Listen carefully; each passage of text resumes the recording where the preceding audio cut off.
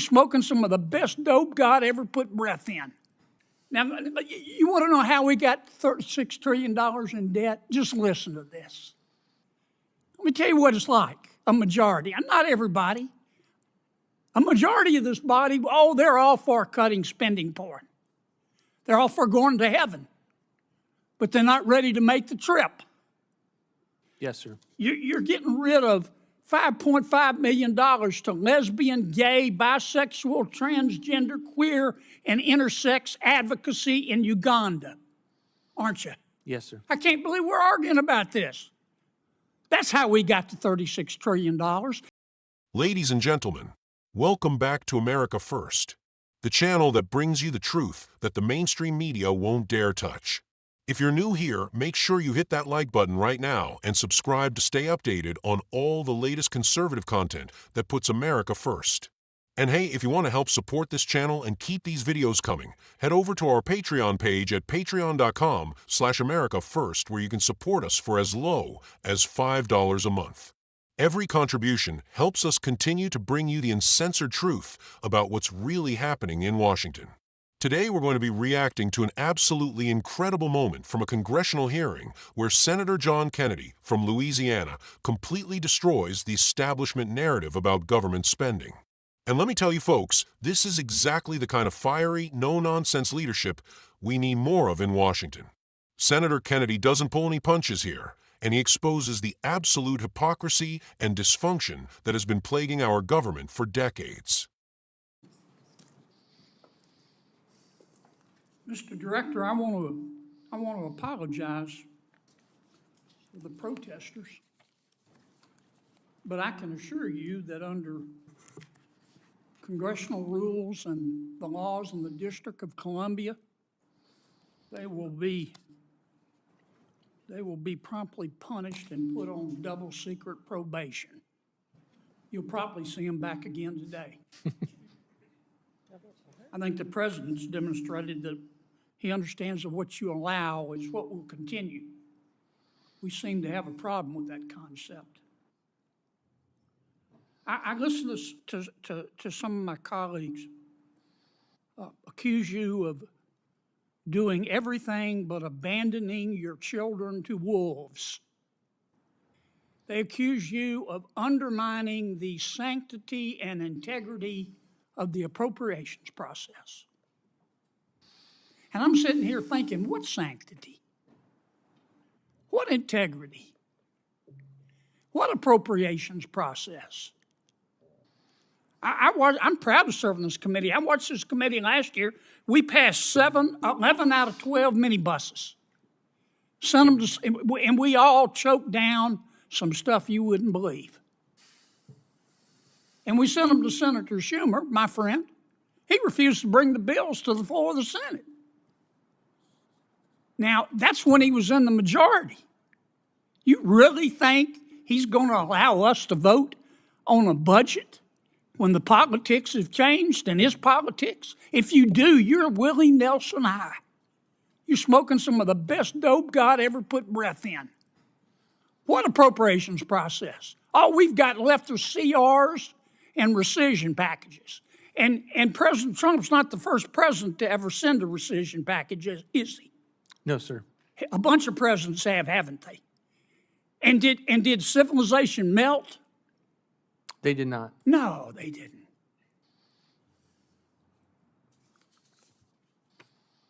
Now, you want to know how we got $36 trillion in debt? Just listen to this.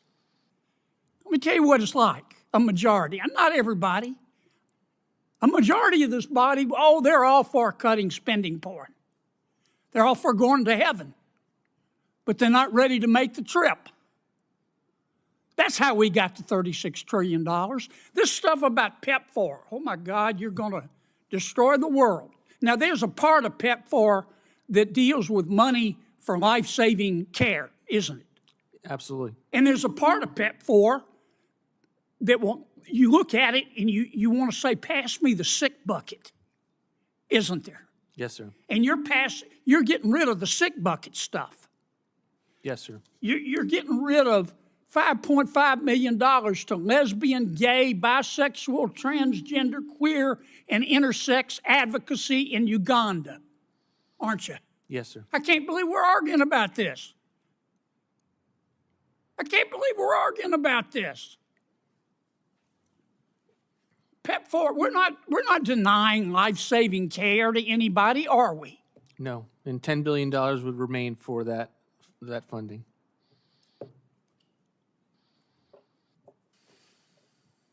And a couple of my colleagues have made the point, well, this was President Biden. President Biden ate my homework. And these programs have already expired. Some of these are multi-year programs, aren't there? Yes. Multi-year grants. Let's talk about public broadcasting. Now let's cut to the chase. Public broadcasting in America today is political as hell. We all know that. You don't have to be a senior at Caltech to see it. Some folks like their politics, so they want to give them money. Some folks don't like their politics, and they don't want to take it away. But that's not the real principle, is it, Mr. Director? No, sir. The real principle is, why do we give money to CNN? No. Do we give money to Fox? No. Do we give money to Politico? No. Then why are we giving money to public broadcasting? Why? We're $36 trillion in the hole. I hope you send us more rescission packages. It's the only way we're going to get anything done. I'm embarrassed to say that. But I've seen this movie before, and this appropriations process is broken. And finally, somebody is trying to give us a chance to cut the spending porn. And we're sitting here fighting about it? The American people are going, what planet did all you people just parachute in from? I'm done, Madam Chair. Let me start by saying that Senator John Kennedy is one of the few politicians in Washington who actually gets it. This man understands that we're not just talking about numbers on a spreadsheet here. We're talking about the future of our country, the future of our children, and the complete fiscal irresponsibility that has brought us to the brink of economic disaster. When he talks about that $36 trillion debt, that's not just a talking point. That's a crushing burden that will be passed down to generations of Americans who had no say in creating this mess. Now, let's break down what Senator Kennedy is really saying here, because the mainstream media is going to try to spin this as just another political attack. But what Kennedy is actually doing is exposing the fundamental broken nature of our entire appropriations process. When he talks about the committee passing 11 out of 12 spending bills and then having Senator Schumer refuse to bring them to the floor, he's highlighting something that most Americans don't even know is happening. The Democrats, when they were in the majority, were literally blocking the normal budget process from functioning. They were preventing votes on individual spending bills because they knew that if the American people could see what was actually in these bills, there would be an uprising. This is the swamp in action, folks. This is exactly what President Trump was talking about when he said he was going to drain the swamp. The establishment politicians, both Democrats and some Republicans, have created a system where they can hide massive amounts of wasteful spending in these giant omnibus bills that nobody has time to read before they vote on them. Kennedy is calling this out for what it is, a complete abdication of congressional responsibility. And when Kennedy talks about his colleagues being all for cutting spending, but not ready to make the trip, he's identifying the core problem with establishment Republicans. How many times have we heard politicians campaign on fiscal responsibility, on cutting government waste, on reducing the deficit, only to watch them cave the moment they get to Washington? They talk a big game back home in their districts, but when it comes time to actually make the hard choices, they fold like a cheap suit. Kennedy isn't one of those politicians. He's willing to call out the spending addiction that has infected both parties. Let's talk about this PEPFAR program that Kennedy brings up, because this is a perfect example of how government programs get corrupted over time. PEPFAR was originally created to provide life-saving AIDS treatment and prevention programs in Africa. That's something most Americans could support. We want to help people who are suffering from this terrible disease. But what happened, just like with every other government program, is that it got hijacked by the radical left-wing agenda. Suddenly, we're spending $5.5 million on LGBTQ advocacy in Uganda. Let me ask you this. How exactly does LGBTQ advocacy in Uganda save lives from AIDS? It doesn't. This is just another way for the global elites to push their woke ideology on foreign countries using American taxpayer dollars. Kennedy is absolutely right to call this out as sick bucket stuff. The American people are struggling to pay their bills, to put food on the table, to keep their businesses open, and we're sending millions of dollars overseas to promote gender ideology in Africa? This is exactly the kind of wasteful spending that has gotten us into this mess.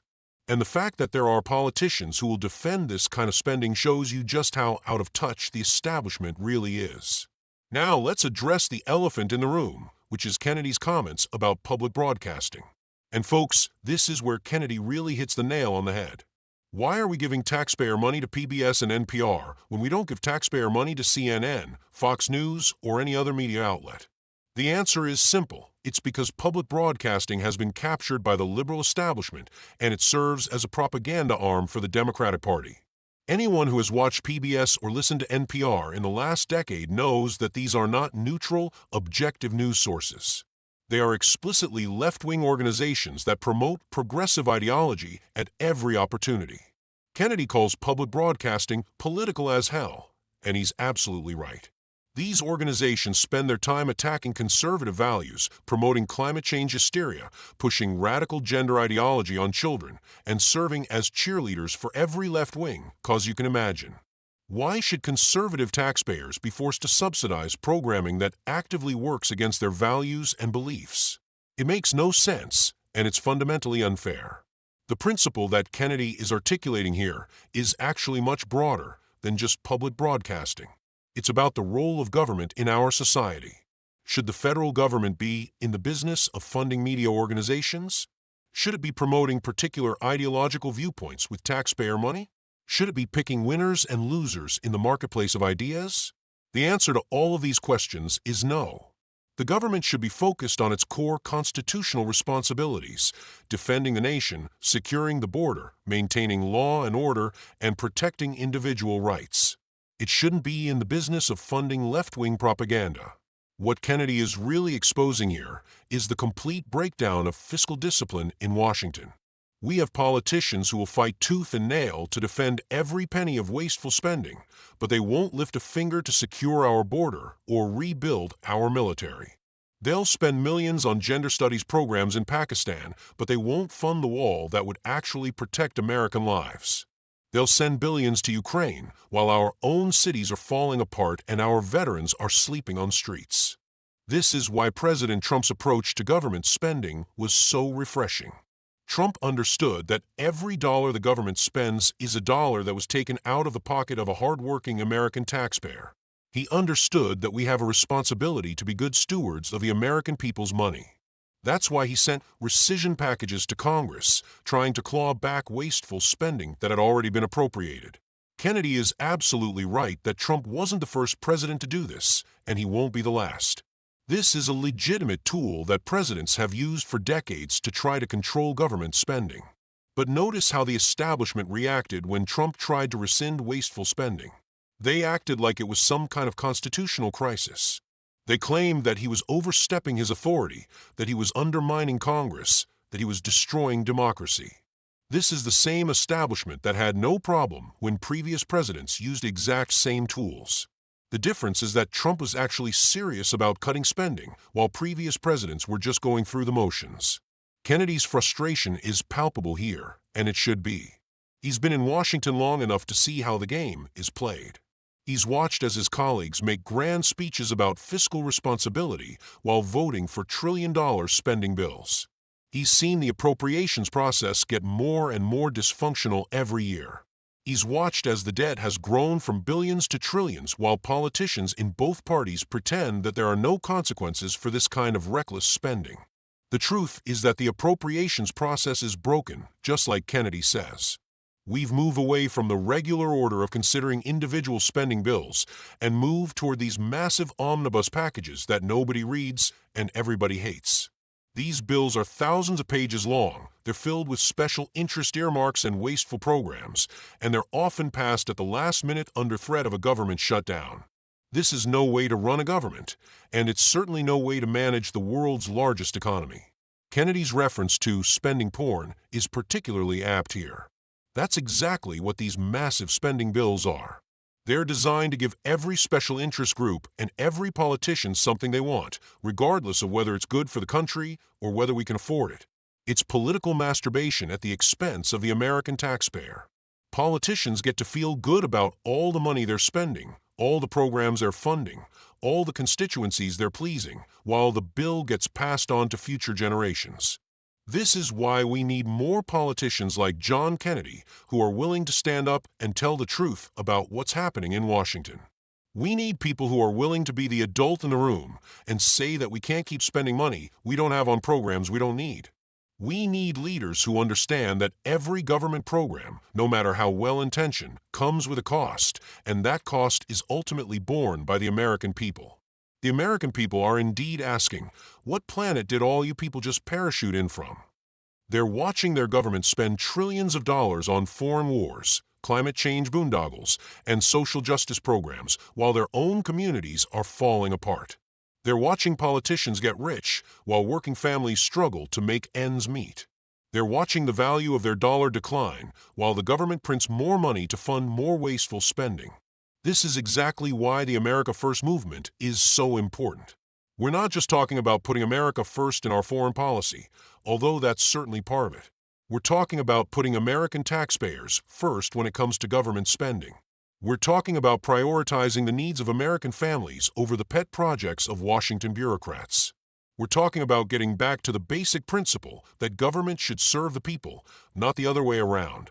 Senator Kennedy is fighting the good fight here, and he's doing it in a way that cuts through all the political BS and gets right to the heart of the matter. He's not trying to sound sophisticated or nuanced. He's not trying to appeal to the editorial boards of the Washington Post or the New York Times. He's speaking directly to the American people in language they can understand about issues that affect their daily lives. This is the kind of leadership we need more of in Washington.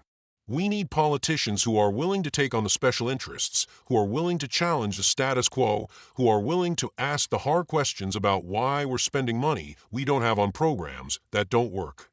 We need people who understand that government spending isn't free money that falls from the sky. It's money that comes out of the paychecks of hardworking Americans who are trying to build better lives for their families. The $36 trillion debt that Kennedy mentions isn't just a number. It's a moral crisis. It represents a massive transfer of wealth from future generations to current special interests. It represents a fundamental failure of political leadership and fiscal responsibility. And unless we start taking this seriously, unless we start making the hard choices that Kennedy is talking about, we're going to leave our children and grandchildren with a country that's bankrupt both financially and morally. So let me ask you this. Are you tired of politicians who talk about fiscal responsibility but never actually do anything about it? Are you tired of watching your tax dollars get wasted on programs that don't benefit you or your family? Are you tired of the swamp protecting itself while hardworking Americans get left behind? If you answered yes to any of these questions, then you need to support politicians like John Kennedy who are willing to stand up and fight for the American people. That's what this channel is all about, folks. We're here to bring you the truth about what's happening in Washington, to call out the hypocrisy and corruption wherever we find it, and to support the politicians who are actually fighting for America First principles. If you appreciate this kind of content, make sure you like this video, subscribe to the channel, and support us on Patreon at patreon.com/AmericaFirst. Your support helps us continue to bring you the uncensored truth that the mainstream media won't touch. Thanks for watching, Patriots. Keep fighting the good fight, and remember, America first always.